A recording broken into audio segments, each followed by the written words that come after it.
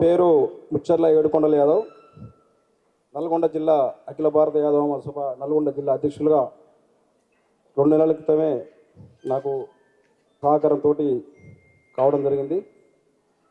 ముఖ్యంగా ఈరోజు అఖిల భారత యాదవ మహాసభ రాష్ట్ర కార్యవర్గ సమావేశానికి అధ్యక్షత వహిస్తున్నటువంటి అన్నగారు గౌరవ రాష్ట్ర అధ్యక్షులు బాబురావు యాదవ్ గారికి,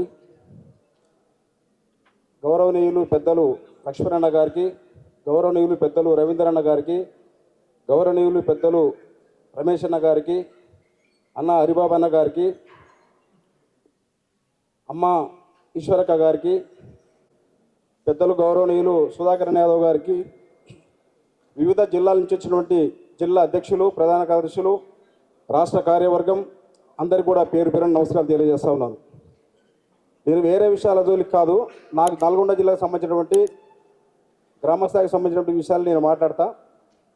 ముఖ్యంగా ప్రధానంగా మనకు ఉన్నటువంటి ఎజెండాలో ఈరోజు గ్రామస్థాయిలో ఉన్నటువంటి రేపు పంచాయతీ ఎలక్షన్స్ వస్తూ ఉన్నాయి. తర్వాత కులగణన అనే అంశాలు 2-3 అంశాలు తీసుకున్నారు మన వాళ్ళు. పంచాయతీ ఎలక్షన్స్ వస్తున్న క్రమంలో మనందరం కూడా జిల్లా వ్యాప్తంగా గ్రామాలలో మండలాలలో చాలా చర్చనీయంగా ముందు పోవాల్సిన అవసరం ఉన్నది. దాంట్లో కార్యక్రమంలో భాగంగానే ఈరోజు నల్గొండ జిల్లాలో ఈ నెల రోజులుగా సుమారుగా 7-8 మండలాలు 10 మండలాలు కూడా మండల కమిటీలు కూడా మేము వేసుకోవడం జరిగింది.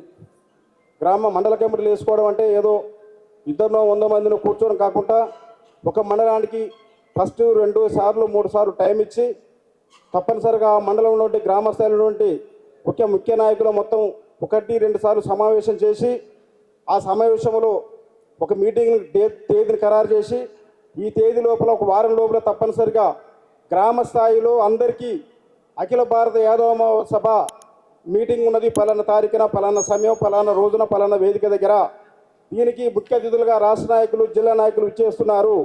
దీనికి ఎజెండా రాబోయే ఎన్నికలు స్థానిక ఎన్నికలు కావచ్చు, ఇతర అనేక మనకున్నటువంటి అనేక సమస్యల మీద కావచ్చు చర్చ మనం అందరం కూడా చేసుకోవాల్సిన అవసరం ఉందని, ముఖ్యంగా ఈ విషయాల మీద గ్రామ స్థాయిలో చర్చ జరిగిన తర్వాతనే మండలంలో మీటింగ్ పెడుతున్న విషయం కూడా మీ అందరికీ తెలియజేస్తా ఉన్నాను.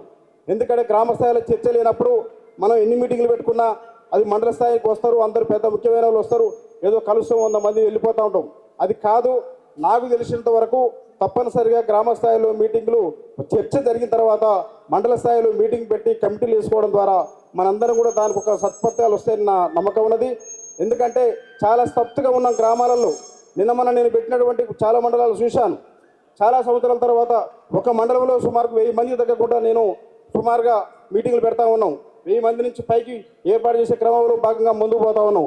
దాంతో మనకు వచ్చేటువంటి అక్కడ ఏం జరుగుతున్నది, గ్రామాలలో మనకు ఉన్నటువంటి సమస్యలు ఏంది, మనకు అన్ని రాజకీయ పార్టీల్లో ఉండొచ్చు, ఏ రాజకీయ పార్టీలు ఉన్నా ఎవరు ఉనికిని కాపాడుకోవడం వాళ్ళు పనిచేయవచ్చు. కానీ సేమ్ టైంలో ఆ రాజకీయ పార్టీలో మనం యాక్టివ్ ఉన్నామా, అక్కడ ఉన్నటువంటి రేపు రాబోయే రోజుల్లో మనం ముందు వరుసలో ఉన్నామా, మనం ఏ రాజకీయ పార్టీలో ఉన్నా కానీ రేపు సర్పంచ్గా ఎంపీటీస్గా ఎంపీగా డిప్యూటీస్గా కాంటాక్ట్ చేసే స్థాయిలో ఉన్నామా లేదనేది కూడా మనం చర్చించుకోవాల్సిన అవసరం ఉన్నది. అప్పటికప్పుడు పోయి మనందరం కూడా ఏదో తయారు చేసుకుంటే కుదరదు. తప్పనిసరిగా మా గ్రామాల్లో మండలాల్లో ఇదంతా మనం ఒక బ్రహ్మాండమైనటువంటి వాతావరణం తీసుకోవాల్సిన అవసరం ఉన్నది. దానికి దయచేసి రాష్ట్ర నాయకత్వం కూడా సహకారం తీసుకోవాల్సిన అవసరం ఉన్నది. ఇవన్నీ కూడా మనందరం కూడా రేపు గతం ప్రభుత్వానికి ఇప్పుడు జరుగుతున్నటువంటి ఈ క్రమంలో చూసుకుంటే చాలామంది బీసీలలో యాదవం పోయినసారి చాలామంది కూడా రాష్ట్ర స్థాయిలో మనకు చాలా పదవులు తక్కువ వచ్చాయి. ఇవన్నీ కూడా గమనించినాను. కానీ ఇప్పుడున్నటువంటి వాతావరణంలో ఇప్పుడు మన బీసీలకు ఉన్నటువంటి రిజర్వేషన్ కానీ తర్వాత ఇప్పుడు కులగణన విషయంలో కానీ జరుగుతున్న క్రమంలో మనకు ఏదో సంఖ్య పెరుగుతుందని తెలుస్తూ ఉన్నది. ఈ విషయం తప్పనిసరిగా సద్వినియోగం చేసుకొని తప్పనిసరిగా మండలాల్లో మనం జిల్లా స్థాయి వరకు కూడా మనందరినీ కూడా అన్ని పదవులు మనకు జనరల్ సీట్లలో పోటీ చేసే విధంగా మనందరినీ కూడా మనం తయారు చేసుకోవాల్సిన అవసరం ఉన్నది. ఇవన్నీ కూడా మనందరం గ్రామాలలో తీసుకుపోయి జిల్లా అధ్యక్షులు కానీ జిల్లాలకు ఉన్న కార్యవర్గం కానీ రాష్ట్ర స్థాయి వాళ్ళ సహకారం సూచనలు తీసుకొని మనందరం కూడా ముందుకు పోయి రాబోయే రోజుల్లో మన సంఘాన్ని బలోపేతం చేస్తున్నామని చెప్పి మనవి చేస్తూ ఈ అవకాశం ఇచ్చిన రాష్ట్ర నాయకత్వానికి కృతజ్ఞతలు చేస్తూ థ్యాంక్ యూ.